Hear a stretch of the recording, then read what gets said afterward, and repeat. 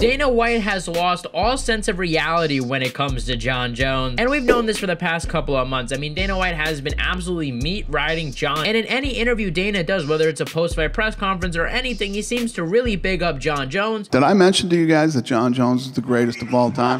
While sometimes, and as I'm going to point out in this video, even put down his own champions that are fighting actively just to big up Jon Jones, and it's getting a little strange, and I have the reason, right? I think there's a pretty obvious reason that people are not looking into, and I'm going to reveal that in a little bit. Plus, tune into the absolutely insane thing that Jon Jones said last night, because wow, Jon Jones is clearly losing his mind over Tom Aspinall. So guys, just hit the subscribe button if you guys want Jon Jones to fight Tom Aspinall, and if you guys think he's ducking, because I think it's pretty clear what Jon Jones is doing here. But Dana White, as I said, has obviously been meat riding Jon Jones for a very long time, right? Even in the post-fight press conference for UFC 303, a fight card that Alex Pereira stepped in on short notice to fight Yuri Prochazka. He did not have to defend his belt in that title, and somehow instead of bigging up Alex Pereira that whole time, he decided to waste his time on Jon Jones. No matter what you think of Jon Jones, he's the best ever, and he's the pound-for-pound best fighter in the world. Which, look, I think most people agree Jon Jones is one of the greatest of all time. Like, I don't think you could really legitimately make a debate saying that he's not. I know some people say that he fought, like, oversized middleweights. Like, that's just a joke, guys. Jon Jones has done so many things in his career. Like, you might not like the guy. Like, I don't necessarily like the guy. But he has an incredible resume, and you can't deny that. But it's just a little bit weird to see him bringing him up, seeing that Jon Jones is never even at the center of the conversation. And on last Tuesday's press conference, Dana White got pretty fed up with the memes, with fans just making fun of him, and as I mentioned before, even putting down some of his other champions like Islam Makhachev. Like, Dana literally tries to compare Islam and Jon Jones, saying that Islam fought Volkanovski a weight class down, right? Because obviously Volkanovski was a featherweight. However, of course, he brings up Jon Jones fighting Cyril Gane and submitting him in under 2 minutes, which is just so strange. Like, look, Islam Makhachev, I know some people have problems with him, but you can't disrespect his skill. Like, dude, this guy is going out there. He fought 2 times this year, fought I think 2 times last year. He's been pretty active and fighting pretty high competition and compared to Jon Jones in the last 5 years. So if we're going to talk about pound for pound number 1, who is pound for pound number 1? Right now we got to talk about who is in the sport. And while I don't think Jon Jones is as low as some people will make him, he definitely is not number 1 right now. You got to give it to either Islam or Alex Pereira. Jon Jones has not fought in a long time, and last fought Cyril Gane and is going to fight Stipe next. Like, it just makes no sense. And credit to one of the goats of MMA media, now one of the fan favorites, Kevin Iole, for pressing Dana White, actually trying to get some answers and debating him on this, saying, no, Jon Jones is not number 1 pound for pound right now. Islam, many people believe, lost to the guy who's a weight class below him. Is that how pound for pound works? Fighter, because he is not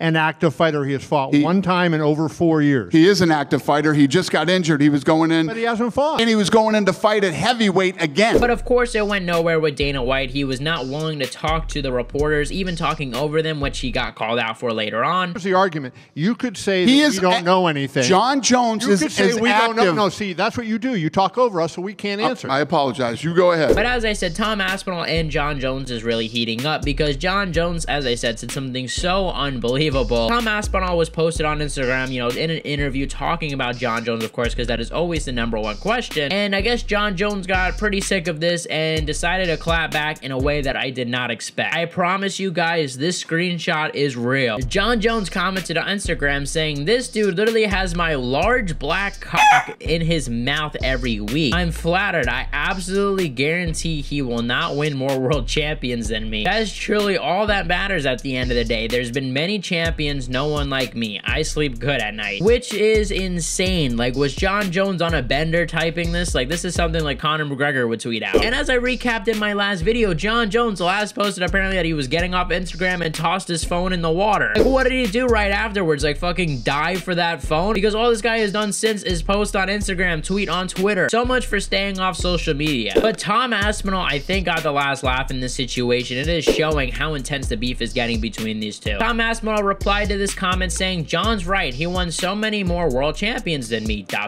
while using PEDs." Oh my God, this is getting intense. For Tom Aspinall to not like you, like, you have to have some sort of problem, because who doesn't Tom Aspinall get along with? But for Tom Aspinall be talking this way, like, yeah, like Tom Aspinall literally said in the last video, he said that, you know, he could have said a lot worse things about Jon Jones and said he did not want to take it there. But it seems like we're slowly getting there, and it seems like any day now Tom Aspinall is going to mention those domestic abuse allegations. But Dana White, like I said, I think there's a clear reason here, and I think he's playing to the ego of Jon Jones. I think Dana White is a lot smarter than he's letting off. Sure, do I think that Dana White thinks that he's the pound for pound greatest of all time? Yes, absolutely. I do think that. I don't think that this whole thing is made up. But you guys have to pay attention to the stuff that Dana White is saying, because I think he's planting little seeds in Jon Jones's head, kind of playing at the ego, kind of playing him up, being like, hey, you're the greatest of all time. Of course you're gonna fight Tom Aspinall. These guys are gonna fight in November, and he will fight Jon Jones if he wins. I almost guarantee you that. Like, Dana White has literally said, like, look, I know Jon Jones, he's never turned down a fight. He's willing to fight anybody. Of course he's gonna fight Tom Aspinall, right? Ignoring the fact that he did not fight Francis Ngannou, ignoring the fact that he did not fight Chael Sonnen back in the day. So that statement right there is obviously false. There's two instances where we know that Jon Jones did not want to fight someone, and even Dana White said that Jon Jones does not want to fight Ngannou. I'm always looking at what Jon Jones could have been. He could have been the LeBron of the sport. He could have been literally that big. The stuff that he's been through to show up and think he, you know, basically demand $15 million or $20 million or $30 million.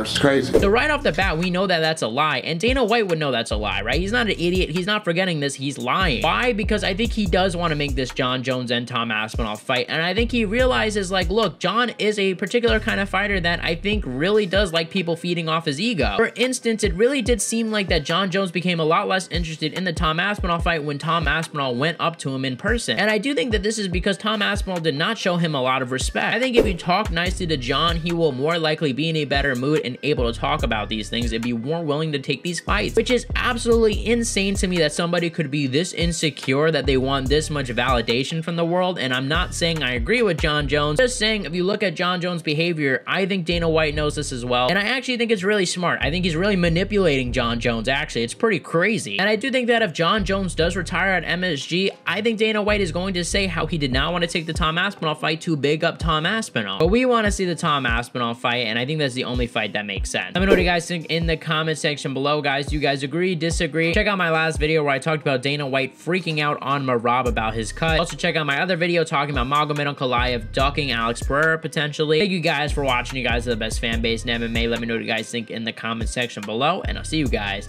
in the next one.